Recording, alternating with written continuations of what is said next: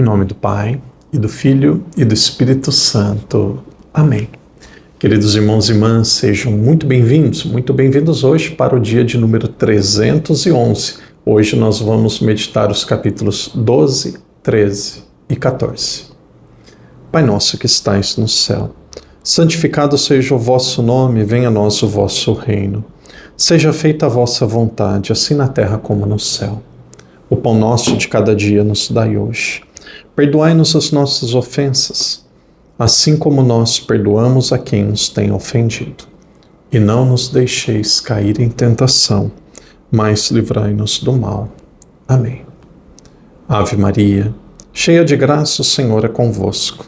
Bendita sois vós entre as mulheres, e bendito é o fruto do vosso ventre, Jesus.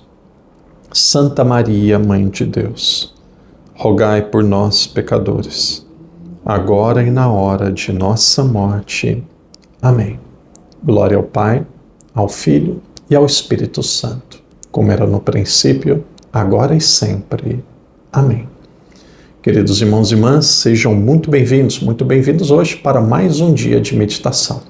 Na nossa programação inicial, o capítulo 12, ele deveria ser meditado ontem, junto com o capítulo 10 e o capítulo 11. Como não foi possível, nós vamos fazer aí um breve resumo do capítulo 12, e aí a partir do capítulo 13 nós vamos começar uma nova temática. Então, no dia de ontem, nós observamos que a igreja, através de São Pedro, ela já teve um contato muito direto, muito claro com os pagãos. Aconteceu a conversão de um funcionário do Império Romano, chamado Cornélio.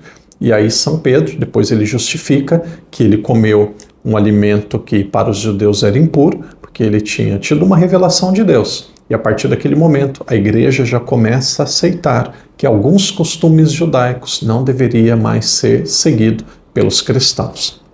E aí no capítulo 12, como nós podemos imaginar, depois de tantos milagres, depois de tantas conversões, começa novamente a perseguição aos cristãos. Perseguição que ali no começo, capítulos 4, 5, perseguição era mais para João e também para São Pedro. Depois a perseguição, ela alcança Estevão, o diácono Estevão, e agora nós vamos ver o primeiro apóstolo que se tornou mártir. Capítulo 12 diz assim: nesta mesma ocasião, o rei Herodes começou a tomar medidas visando a maltratar alguns membros da igreja. Assim mandou matar à espada Tiago, irmão de João. E vendo que isso agradava aos judeus, mandou prender também Pedro. Então Tiago, esse mesmo Tiago que havia ido para Compostela, para a Espanha, muito próximo ali de Portugal, no sul da Espanha, ele acaba sendo mártir. E aí começa a perseguição, ela ter um alcance muito grande. Essa perseguição ela começa a voltar. O padre convida que você leia o capítulo 12. Eu acho um capítulo, apesar de aparentemente meio dramático, mas também ele é muito curioso, até um pouco engraçado. Pedro estava na prisão e aí aparece um anjo e diz assim: Pedro, saia, Pedro, fuja. E aí o texto diz que Pedro foge e de repente ele vai para uma casa. E aí olha onde que ele foi, a casa que ele foi. Capítulo 12, versículo 12. Diz que ele foi para a casa de uma mulher chamada Maria, dando-se conta da situação, que ele tinha fugido por obra de Deus, através do pedido de um anjo. Dando conta da situação, dirigiu-se à casa de Maria, mãe de João, que tem o cognome de Marcos. Então aparece pela primeira vez aqui São Marcos, que seria o autor do Evangelho. Capítulo 12, versículo 12. E ali se encontravam muitos reunidos em oração, batendo ele ao póstico do portão, bateu no portão, veio uma criada chamada Rode para ver quem era. Tendo reconhecido a voz de Pedro, ficou tão alegre diante do portão, que, ao invés de correr para dentro, anunciou que Pedro estava ali. Então disseram: estás louca? Então Pedro bateu, ela viu Pedro, ela ficou tão encantada que fechou a porta e foi lá falar para os outros: olha, Pedro está aqui. E disseram: você está louca? Ela, porém, assegurava que era verdade. Então, é o seu anjo, concluíram. Pedro, porém, continuava a bater. Então, afinal, abriram a porta e ficaram estupefatos. Então, Pedro, querendo fugir da prisão, tinha fugido, bateu na casa e ela falou assim, não é possível que é Pedro. E aí fechou a porta e foi lá dentro. Olha, é Pedro que está lá. Não, não deve ser Pedro. Não, mas eu tenho certeza. Não, acho que é um anjo dele. E aí Pedro lá continuou lá batendo. Depois vocês discutem se sou eu ou não. Agora abram a porta que eu quero entrar. E aí Pedro, ele entra. E aqui nós percebemos que Atos dos Apóstolos é uma grande aventura da expansão da igreja. E aqui aparece então Marcos. A partir de agora, no capítulo 12, até o capítulo 12, nós tínhamos como personagem principal São Pedro. E agora nós vamos ver São Paulo, ele tomando o protagonismo. Nós temos ainda Pedro, mas a partir do capítulo 13, nós vamos ver São Paulo, ele voltando. A partir do capítulo 13, muitos dão esse título, nós podemos chamar de a missão de Barnabé e de Paulo, que vão alcançar os confins da terra. Então o padre repete o livro de Atos dos Apóstolos, primeiro, principalmente até o capítulo 7, a igreja ela estava em Jerusalém, depois ela se espalha pela Samaria e também pela Judéia. E a partir de agora a igreja vai alcançar os confins da terra. De certa forma ela já tinha começado a alcançar a partir do capítulo 11, quando a igreja ela estava em Jerusalém. Então, a primeira parte do livro de Atos dos Apóstolos fala da igreja em Jerusalém. A segunda parte, a expansão na Judéia e na Samaria. O padre faz um breve resumo daquilo que foi a expansão da igreja na Judéia e na Samaria, e nós avançamos para a última parte de Atos dos Apóstolos. A expansão da igreja na Judéia e na Samaria vai mostrar que a igreja, ela ultrapassaria as fronteiras judaicas. E aí, os pontos principais que nós vimos aí nessa segunda parte, que vão dos capítulos 8 até o capítulo 12, a evangelização em Samaria, por Filipe, a conversão do eunuco etíope, que aconteceu também por obra de Filipe, a conversão de Saulo, o ministério de Pedro e a conversão de Cornélio, a fundação da igreja em Antioquia, aqui capítulo 11, versículos 19 a 30, e nós temos também a perseguição de Herodes Agripa I e a libertação de Pedro, que foi no capítulo 12. A partir do capítulo 13, nós vamos começar a ver de uma forma especial a presença de Paulo e as suas viagens missionárias. Então vamos lá para o capítulo 13 e aqui nós vamos perceber Paulo visitando e fundando muitas igrejas. Quando a gente fala muitas igrejas, naturalmente tinha uma igreja, que era a Igreja Católica, e ela era unida nas suas diferentes comunidades. Então é uma igreja formada de muitas comunidades. Capítulo 13, versículo 1. Havia em Antioquia, na igreja local, profetas e doutores. Barnabé e Simão, cognominado Níger, que significa negro. E aí vai Lúcio de Cirene e ainda Manaém, companheiro de infância do tetrarca Herodes e Saulo. Celebrando eles o culto, em honra do Senhor e jejuando, disseram-lhes o Espírito Santo. Disseram-lhe o Espírito Santo. Separai para mim Barnabé e Paulo, Barnabé e Saulo, para a obra a qual o destinei. Então, depois de terem jejuado e orado, impuseram-lhes as mãos e o despediram. Então, a imposição das mãos era o significado da ordenação diaconal ou sacerdotal, também uma bênção antes de uma missão. Então, Barnabé e Paulo, eles são enviados. São enviados para onde? Aqui começa a expansão, começam as viagens missionárias de São Paulo. Essa é a primeira viagem. Foram enviados pelo Espírito Santo e desceram até Seleucia, de onde navegaram para Chipre, chegando a Salamina, puseram-se a anunciar a palavra de Deus na sinagoga dos judeus. Tinham também João como auxiliar. Então, João Marcos, aqui nós temos São Marcos, era um auxiliar de Paulo e Barnabé. O que acontece? Aqui eles saem de Jerusalém, saem da Samaria, saem da Judéia, aqui eles começam a se espalhar pelo mundo todo e a estratégia ela era mais ou menos dessa forma. Aqueles que estavam junto com São Paulo, o primeiro local que eles iam quando eles chegavam em uma nova cidade, o primeiro local era sempre a sinagoga, sempre o local dos judeus, porque eles eram de origem judaica e era muito mais fácil evangelizar, era muito mais fácil anunciar a mensagem de Cristo para pessoas judaicas do que, principalmente nesse momento, do que para os pagãos. Então eles iam em um novo território, onde eles chegavam primeiro, onde eles evangelizavam primeiro, era na sinagoga.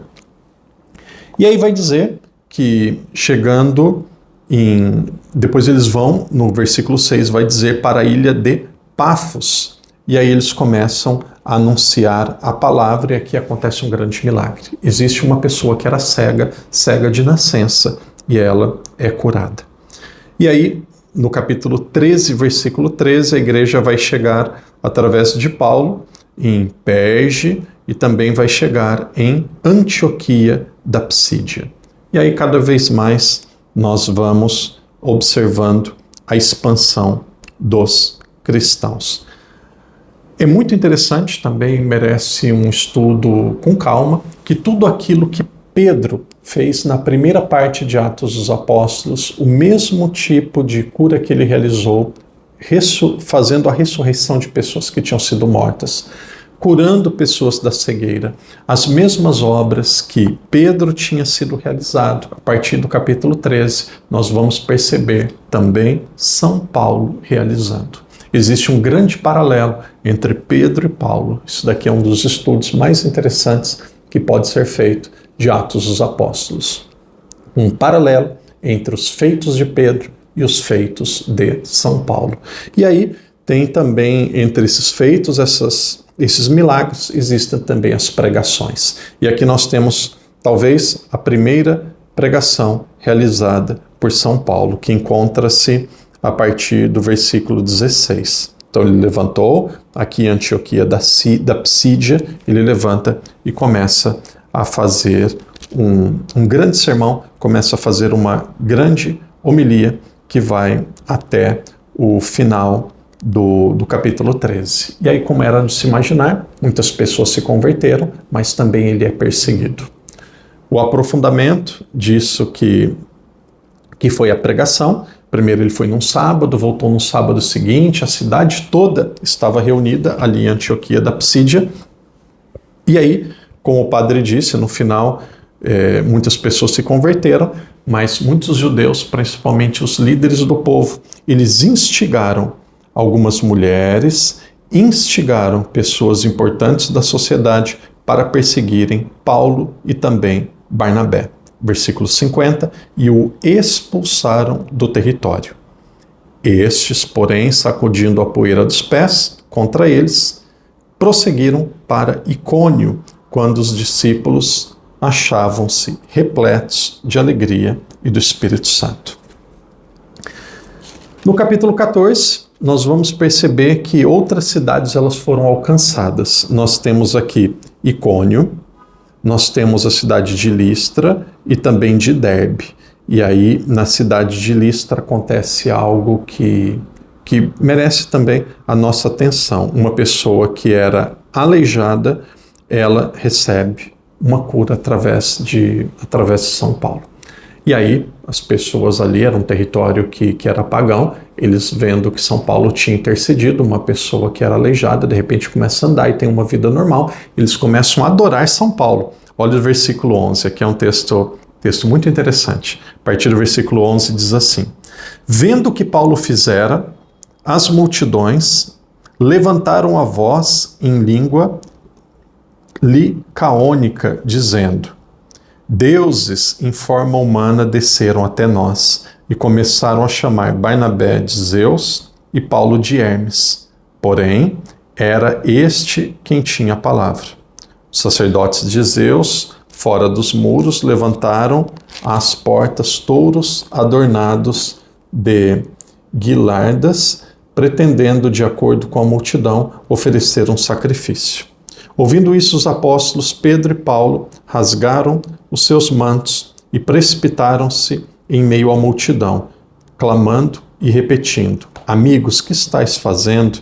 Nós também somos seres humanos, sujeitos aos mesmos sofrimentos que vós. mas vos anunciamos a boa nova da conversão para o Deus vivo, deixem todos os seus ídolos vãos.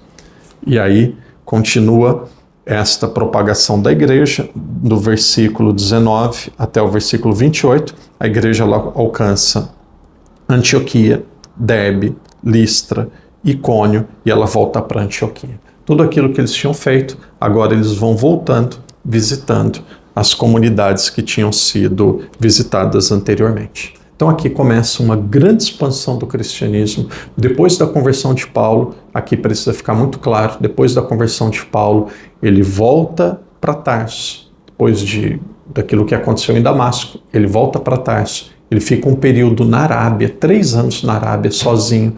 Possivelmente a partir daquele dia que ele caiu daquele animal, até ele se encontrar com Barnabé e começar a ser um missionário, levou pelo menos 10 anos. Então não foi imediato, Paulo ele se converte e sai anunciando. Não, ele ficou um período sozinho. Ele ficou um período praticamente realizando trabalhos ordinários. E aí quando ele começa a sua evangelização, quando ele começa a sua missão, principalmente a partir das viagens, aqui a igreja ela se expande de uma forma assustadora. Merece muito que nós estudemos também um mapa. Se você tem a sua Bíblia, sempre no final da Bíblia tem um mapa daquilo que era o Império Romano e também um mapa daquilo que era a região grega depois do período do Império Romano. Então, sugiro que você procure na sua Bíblia, ali no final da Bíblia, um mapa, e aí a parte de cima, a parte do norte de Israel, nós vamos perceber a Síria, depois a Ásia Menor, até chegarmos em Roma. Todo este local foi evangelizado, principalmente através da presença de São Paulo. Antioquia da Síria, Chipre, Antioquia da Psídia, Icônio, Listra e Derbe. Esse foi o processo das visitas realizadas por São Paulo, principalmente com Barnabé. Gostaria de apresentar aqui alguns pontos do processo de abertura da igreja para os pagãos da igreja de saída de Jerusalém. Então o padre vai ser breve, mas se você tem um papel e uma caneta, quem precisar pode até pausar o vídeo. Nós vamos ver 11 pontos da expansão da igreja saindo de Jerusalém, a igreja saindo da Judéia e também da Samaria e alcançando os pagãos. Então aqui nós temos uma grande chave de leitura. A igreja ela vai se expandindo geograficamente, a igreja ao mesmo tempo ela vai se expandindo, alcançando pessoas que não eram judaicas. A partir do capítulo 6, nós já vamos vendo aqui o começo do processo da abertura da igreja para pessoas que não eram judaicas. Porque o objetivo de Cristo é que todos fossem evangelizados, que todos fossem batizados. A salvação veio para todos, não apenas para os judeus. Então, processo de abertura da igreja aos pagãos, processo de abertura da igreja a todos. Eu chamaria de primeiro ponto, a criação e a instituição dos diáconos, capítulo 6, versículos de 1 a 5. Depois a segunda, a perseguição de Paulo contra a igreja de Jerusalém, ocasionando a dispersão da igreja. Atos capítulo 8, versículo de 1 a 3. Com a perseguição, a igreja ela precisa sair de Jerusalém, ela começa a se expandir, e aí ela vai se expandindo, alcançando povos que não eram judeus. Depois o terceiro, a conversão dos samaritanos, favorecida pela mesma dispersão da igreja, Atos 8, de 4 a 13. E aí nós temos Simão, que era um mago, que ele foi batizado, isso aconteceu na Samaria. Aqui também um grande sinal do processo de abertura da igreja.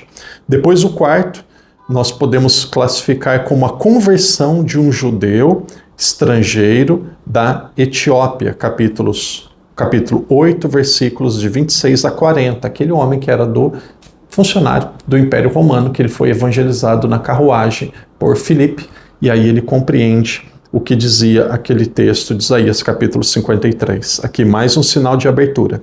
Depois o quinto, a conversão de Saulo, o perseguidor que se tornará o maior dos apóstolos entre os pagãos. Aqui nós temos o capítulo 9, versículo de 1 a 30. Também o sinal de abertura.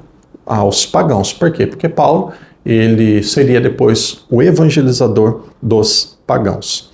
E aí, mais um ponto, nós poderíamos chamar de sexto, a conversão de pagãos da região litorânea da Filisteia, capítulo 9, versículos de 31 a 35. Depois da conversão de São Paulo, ali uma região pagã da Filisteia, outros também são convertidos. E aí nós vamos um pouco adiante, o sétimo ponto do sinal do processo de abertura da igreja, a conversão de Cornélio, um comandante do exército romano de Cesareia. Nós temos aqui o capítulo 10. Depois, um oitavo sinal, nós temos a conversão de gregos de Antioquia da Síria e a organização da comunidade de Antioquia da Síria, capítulo 11, versículos de 19 a 30. E aí depois mais um, poderíamos chamar do nono ponto, a conversão do procônsul da ilha de Chipre, capítulo 13, versículos 4 a 12.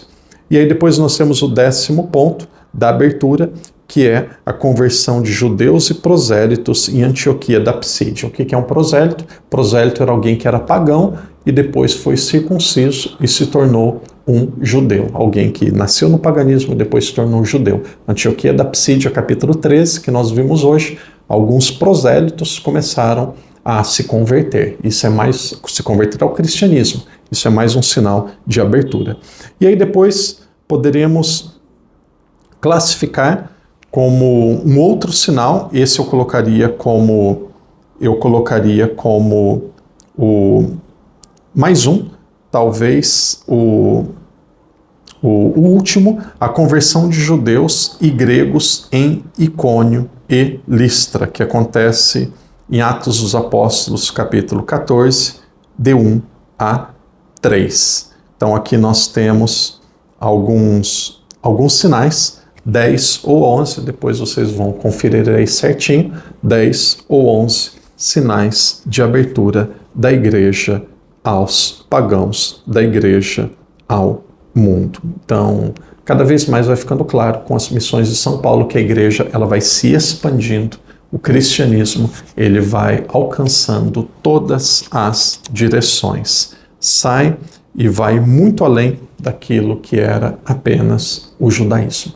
Uma ação do Espírito Santo, que aqui duas coisas foram fundamentais, a ação do Espírito Santo e a perseguição dos judeus. Então a igreja se espalha, ela alcança territórios novos e cada vez mais pessoas vão sendo evangelizadas. Agora, não apenas judeus que viviam fora de Israel, os helenistas, mas também pessoas que eram pagãs.